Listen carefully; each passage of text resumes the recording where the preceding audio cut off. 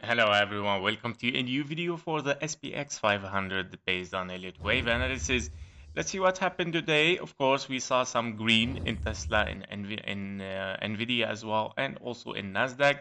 So we said, of course, in the morning that we might see some green today, but that doesn't mean that we are in the bullish market yet. Of course, it is just a rebound currently, of course, that it might shift, of course, for something bigger.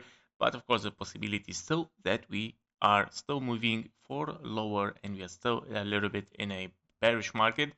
We're gonna see, of course, what's gonna happen inside. We have, of course, a 1 2 1 2, 3 4 and a 5, finishing wave 3 in the blue, 4 and a 5, of course, here for the blue. Currently, we are in the wave 5. For this, of course, a major scenario or major impulse.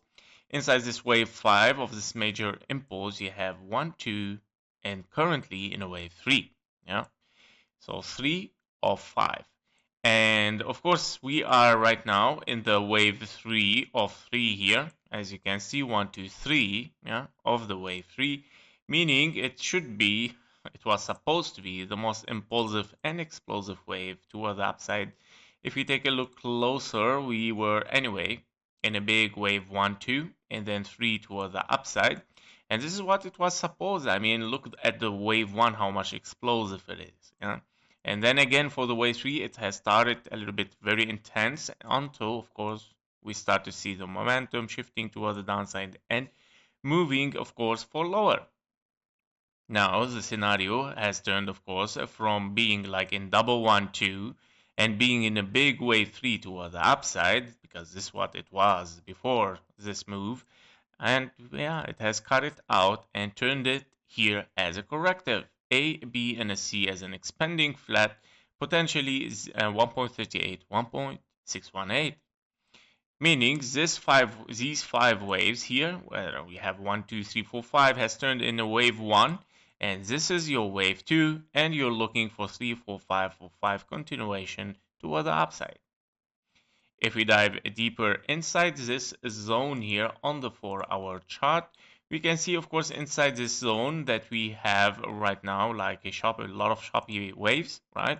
That because it has turned into a correction, and we're looking, of course, for this move towards the downside. Now, if you remember a few videos ago or before yesterday, I mentioned that be careful from the running flats. Yeah, running flats might turn, of course, into a correction, and they are a signal of reversal of the market.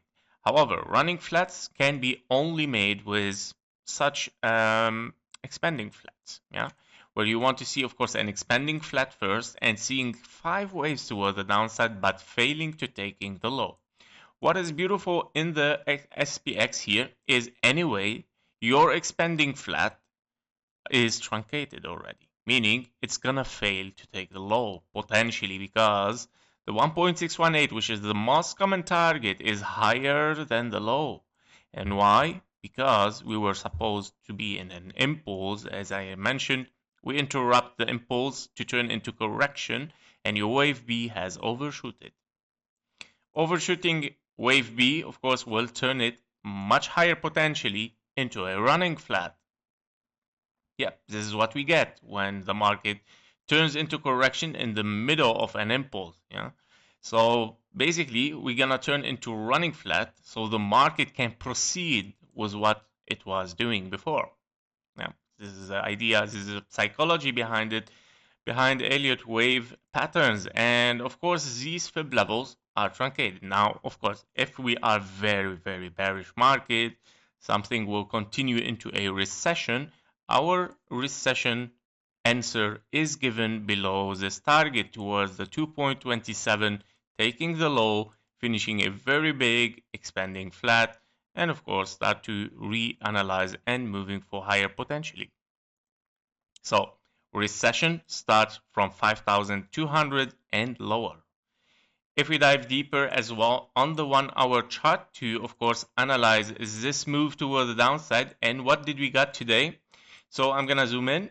Here we go. We have a 1 2 1 2 1 2 1 2 again, 4 1 2s. Yeah, and that because We cannot consider, of course, something impulsive here, like one impulse, 1, 2, 3, 4, invalidation, 1, 2, 3, 4, invalidation again. It's the same, repeats. Therefore, 4 1 2s. The only way here that you got a 1, 2, 3, 4, no invalidation yet, so far, as you can see, our invalidation is given at 5,665. That was given 2 days ago, because I was aiming that we are moving for higher. However, A, B, and a C, an expanding flat for a wave 4, very nice. Of course, finished as, here we go. Wow, okay. An expanding flat targets would be the 1.38, most common 1.618. Would we reach it? Well, I doubt it. Because, why? 1, 2, 3, 4, 5, almost finished. Touching potentially the 1.38. If not, of course, then directly moving to the downside. If taken, if this price is taken, therefore, that will be very complicated. Therefore, we have to transform this into something corrective, like 3 waves toward the downside, WXY, and moving toward the upside. There is no other choice. However, I doubt that we're gonna take this price. I doubt it. I don't know. Maybe we're gonna take it, but low possibility, guys. I know that even we are very close. You will say, okay, this guy is insane. Like he says, we're not gonna take price, and it is just a few gap like in between. Well, it's just about logic of Elliott wave. I mean, if we are in a wave 3 and it's time to get a wave 3 and to finish this move toward the downside once for a time. If not, then of course, better not to invalidate it, because if invalidation right now, I'm afraid that this might turn into a bigger one too, and that is worse.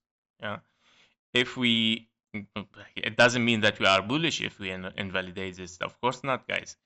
There is a possibility that it turns into a bigger 1-2 again and get a bigger wave 3, 4, 5, 4, 5, meaning aiming on the big blue box here.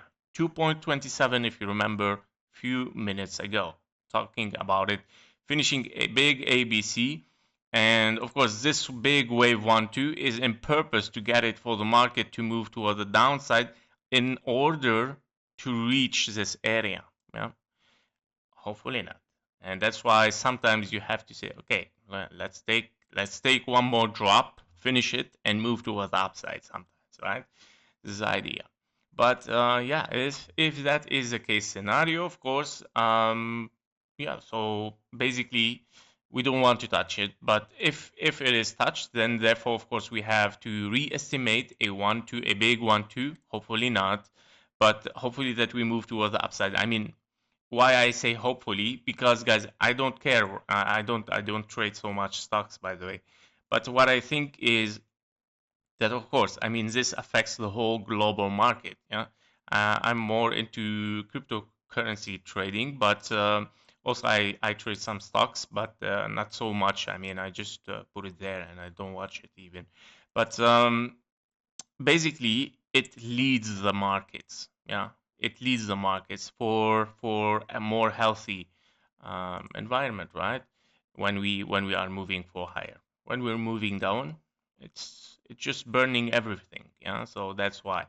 So basically, if we would like to see continuation and finishing this as a potential running flat, we would like to continue and finish it by hitting this blue box here.